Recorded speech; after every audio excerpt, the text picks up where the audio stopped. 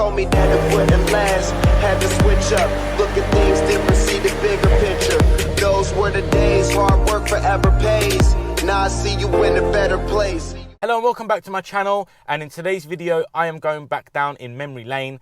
I'm currently sat in a Volkswagen Golf R 2018 DSG. Now this means this is the pre-GPF model, which means it's standard 310 bhp with 400 Newton meters of torque. However, this one has been stage 1 tuned by Tuning Technics, shout out to you Chris, with a K&N panel filter. And guys, you know what, like, I actually love this car, and this car is the reason to why I actually got my one. This car is my cousin's car, and he actually had this before I ordered my one. Funny quick backstory, I was looking to get a C63, the 6.2 V8, and I kind of wanted a car that was a daily alongside a fun car. But a few of my friends that have previously owned C63s, they were like, listen Yash, if you get this car, it's a great car, one of the best sounding V8 engines out there. However, your local petrol station is going to know you by your first name on how often you'll be going there to fill up, especially if you're using it as a daily. So for me, that just didn't really make much sense financially. And at the time, my cousin was like preaching this car, you know, just get one. It's such a great car. He loves it. And for me, I was like, oh, I don't really want a Golf. So he was going on holiday and he said to me, listen, I need you to babysit this car, have it for a couple of weeks and, you know, see what you think. Cut long story short, before he even came back from holiday, I placed an order to get my one on just how amazing this car was. But I'm not going to talk too much about it because I've got so much content on the Golf R 7.5 from my one on my channel. So make sure you check it out, and let's get straight into this video because I can't wait to drive it. I miss driving this car, and yeah, let's see what my review is going to be.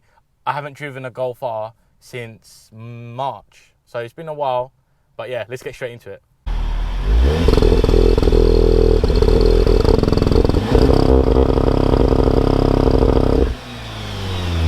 So today's video is sponsored by Car Vertical.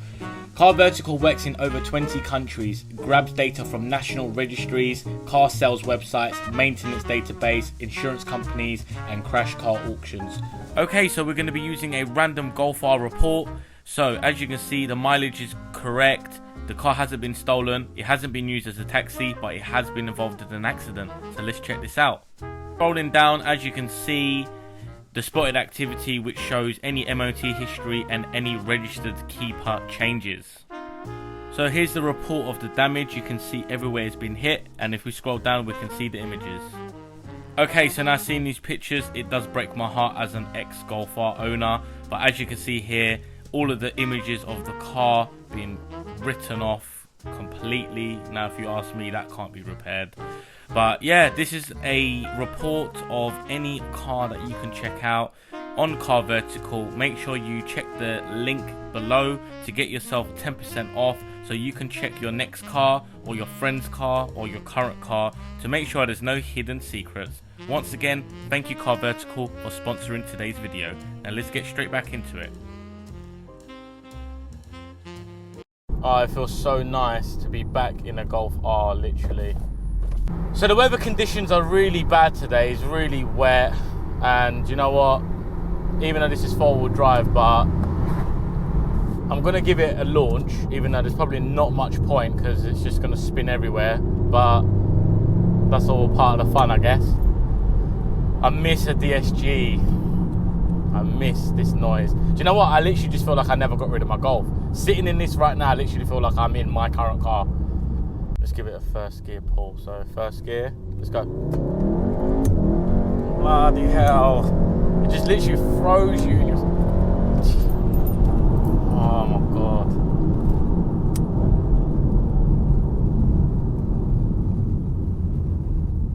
Okay. Let's give it a little launch. So I'm in a little tunnel. That's sick. I'm going to only do a half. I'm not going to fully do it. Bloody hell. Oh, it bugged.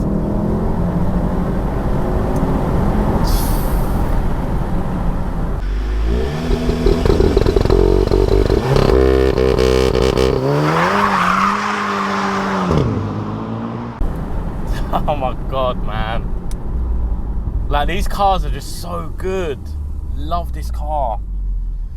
Love this car. Like, this just brings back so much memories. Oh. You can't get any better than launching a Golf, man.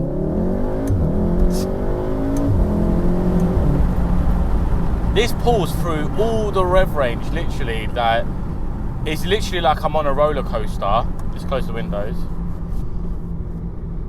It literally, as soon as you plant your foot down, it literally just plants you to your seat until you let off. And that was very similar to my one, obviously, because my one did have more power. So as I mentioned, this is probably running around 360, 365 bhp with around 440 newton meters of torque, as to my one was running around 300 and... In the heat, it was dynoed at 380 constantly. So the dyno at PPL, shout out to JD, he was saying that in a cool environment, because it was really hot even in the dyno, the garage, he said that in a cooler day, you'd definitely be running around 390 bhp. And I was running 510 newton meters of torque. So, yeah, man. When we did race this car and my one back in Mexico, I think I won just by about a car length. So there was a gap of a car. So imagine I'm like getting goosebumps and thrills being in this. Now imagine if I was to drive my old one. Do you know what? I really do miss my car. And being in this definitely makes me miss my one a lot more.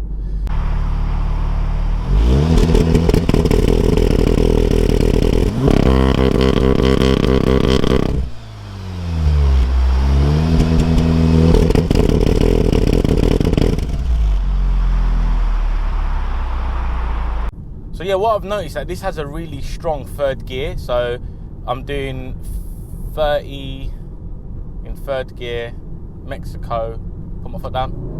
Oh, dropped gear. Nah, I didn't want you to do that. One thing about this gearbox that I've noticed, like, I was in manual, third gear, and because I put my foot down, it downshifted back into second and then obviously went for it. With my one, I had a pop and bang map, so if I was to do the overrun, downshift, you'd hear loads of pops and bangs. With this one, obviously my cousin's older than me, got a child, so it doesn't really make sense for him to have loads of pops and bangs, but for me, it made all the sense. I've got a Focus ST in front of me. Doubt he wants to smoke. He's probably looking in his rearview mirror and seeing the evil front of this GOLFR. Oh, actually, is he on it? Is he on it?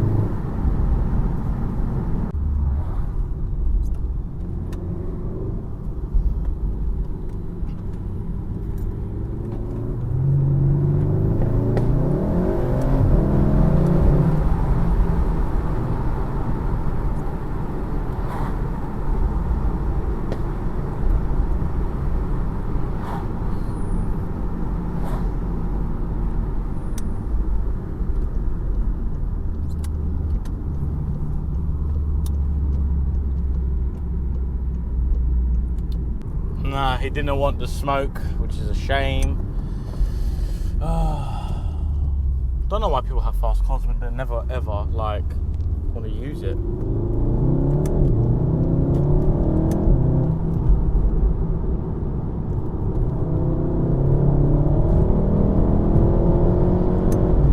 Oh, love this car. Love this car. Do you know what? I'd love to put this on a dyno or even use a draggy. I wanted to bring the draggy today to compare the 0 to 60 with my one, because my one at stage 1, I was with a GPF. My one, I was running a 3.5 0 to 60, which makes me the 6th fastest stage 1 on the UK draggies, and most likely the fastest GPF model, because all of the other ones in the draggy forums were all like the pre-GPF, the Mark 7s. So yeah, I was really pleased with my 0 to 60 time. You know, you're getting stage 2 GOLFRs kind of getting them kind of times. So I wanted to see what this one would get, but there'll be no point. It's too wet outside. This doesn't have great tires like what I had. I had the Michelin PS4s on my one, so it wouldn't really be fair. And obviously mine's got more power, but it would have been good to know. Do you know what? Since I got rid of my Golf R, there's been a lot of cars that I've driven, some fast, some slow, since I got rid of it. And it's just like, I get back into this car and it just makes me feel so many different types of emotions. I do kind of regret getting rid of my Golf R, but just because I like to change it up, and especially for the channel, it would have made more sense to get something new.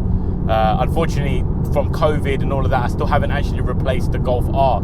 And what I mean by that is me get something that is a very good platform to tune. Oh, let's drop a gear. That's 4th gear. Oh, that's a long gear. Oh man, this car just makes me smile, man. Yash and speed, smile. Okay, we've now finally come off the motorway, so I just want to have a bit of fun down some B roads.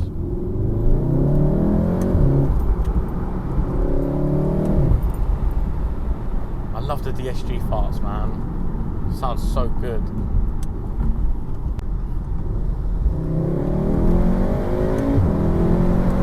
Man. Oh man, this car's fast, man. This car is fast. This car makes me smile. But I think that's a wrap for today. It's not meant to be a long video because at the end of the day, it's not going to be a massive review because I've got so much content on this car on my channel already. But this is just like a little memory lane, trip down memory lane. So, yeah, baby! This car is so fun to drive. Oh my God. Do you know what, my cousin? Sorry, mate, you ain't getting it back. I'm keeping this car. It needs an overrun. It needs a pop and bang map. I'm just so used to that because, like I said, I'm sitting in this car and I feel like I'm in my old one. And then when I'm downshifting, I'm just waiting for the pops and bangs that my one used to do. And this doesn't do it. Guys, if you enjoyed this video, jeez. Hey. Smash that like button, subscribe if you haven't done so already, as it always helps me grow the channel. And I'll be getting a lot more great content coming your way soon. Obviously, just please bear with me sometimes because the weather is just terrible. It's so hard to actually be a car YouTuber in the UK weather because a lot of people don't like featuring their car in this type of weather just for the pure fact of, you know, they're worried about something going wrong, which is totally understandable. But today I'm in a 4-wheel drive beast, so we don't need to worry about that. But I'll catch you guys in the next video.